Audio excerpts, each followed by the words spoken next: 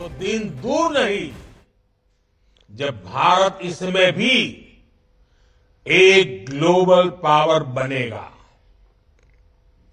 भारत अभी जो फैसले ले रहा है, जो नीतियां बना रहा है, उसका भी हमें स्ट्रेटेजिक एडवांटेज मिलेगा। हमने ईज ऑफ डूइंग बिजनेस को बढ़ावा दिया है, हमने कानूनों को आसान किया है। बीते वर्षों में हमारी सरकार ने 40,000 से ज्यादा कंप्लायंसेस खत्म किए हैं। भारत में निवेशकों के लिए एफडीआई के नियम भी आसान हुए हैं। डिफेंस, इंश्योरेंस और टेलीकॉम जैसे सेक्टर्स में एफडीआई पॉलिसी को और लिबरल किया गया है। हाल के वर्षों में हमने इलेक्ट्रॉनिक्स और हार्डवेयर मैन्युफैक्चरिंग से उसमें भी अपनी पोजीशन को और मजबूत किया है।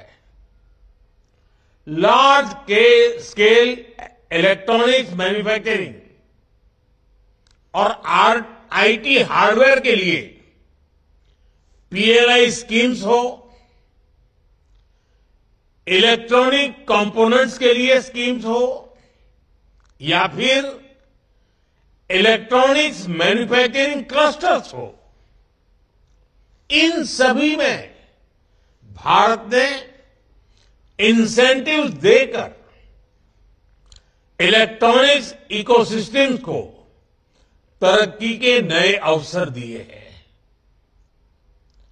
आज भारत पूरी दुनिया का दूसरा सबसे बड़ा मोबाइल फोन मैन्युफैक्चरर है। कुछ समय पहले हमने नेशनल क्वांटम मिशन की भी शुरुआत की है। इनोवेशन को बढ़ावा देने के लिए नेशनल रिसर्च फाउंडेशन की स्थापना भी की गई है। इंडिया एआई मिशन का भी तेजी से विस्तार होने जा रहा है। यानी हम सिर्फ टेक्नोलॉजी एडॉप्शन नहीं, टेक्नोलॉजी एडवांसमेंट के रास्ते पर भी बढ़ रहे हैं।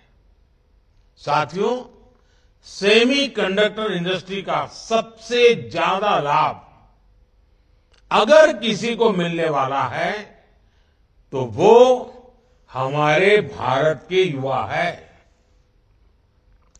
सेमीकंडक्टर इंडस्ट्री कम्युनिकेशन से ट्रांसपोर्टेशन तक कई सेक्टर्स जुड़े होते हैं।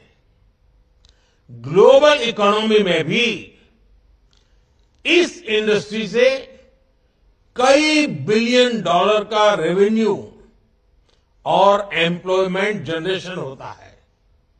यानी चीप मैन्युफैक्चरिंग सिर्फ एक इंडस्ट्री मात्र नहीं है, ये विकास का वो द्वार खोलती है जो असीम संभावनाओं से भरा हुआ है।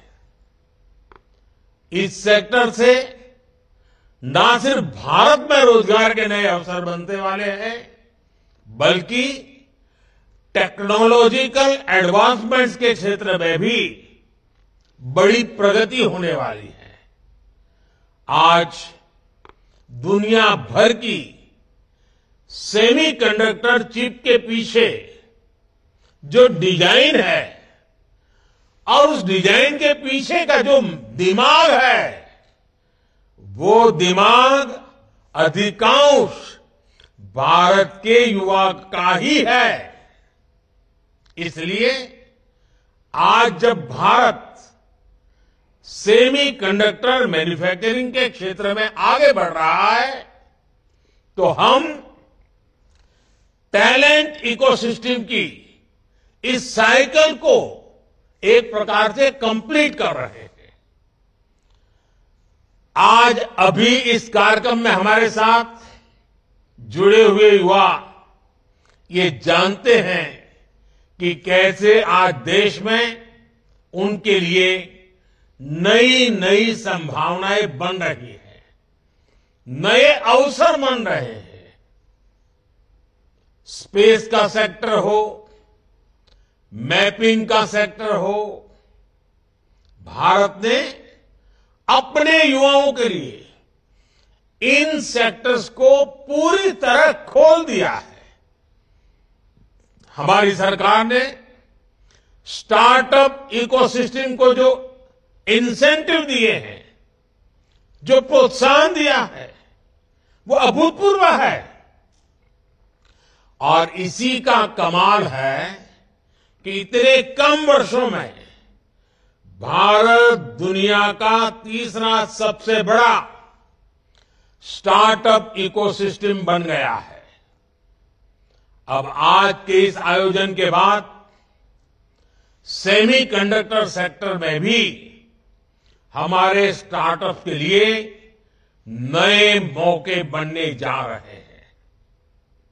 मुझे विश्वास है कि ये नई शुरुआत हमारी युवा पीढ़ी को एडवांस टेक्नोलॉजी जॉब से जुड़ने की नई अपॉर्चुनिटी देगी।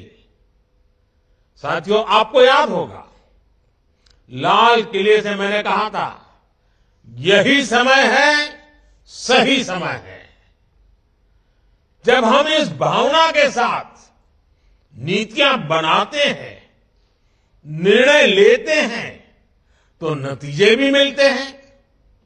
भारत अब पुरानी सोच और पुरानी अप्रोच ये छोड़ चुका है, बहुत आगे निकल गया है। भारत अब तेज गति से निर्णय ले रहा है, नीतियां बना रहा है। हम पहले ही सेमीकंडक्टर मैन्युफैक्चरिंग में कई दशक खो चुके हैं, लेकिन अब हमें एक पल भी गंवाना नहीं है।